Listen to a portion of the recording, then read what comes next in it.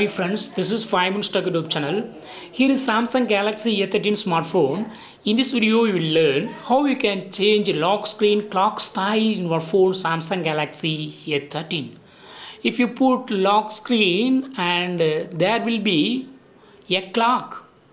This is the clock here, and if you want to change the style of this clock, you can do it. For that, what you have to do is just go to the settings. Go to the settings first and click on lock screen and click on clock style, and here you can customize clock style.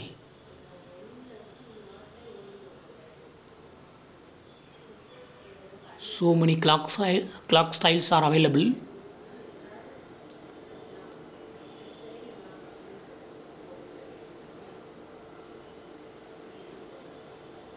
See here, this is other one.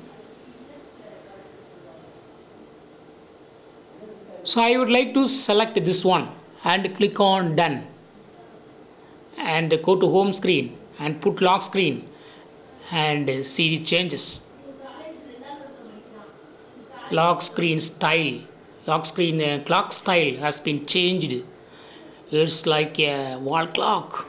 So in this way you can easily customize clock style on lock screen for phone Samsung Galaxy A13. That's all friends, thanks for watching, bye.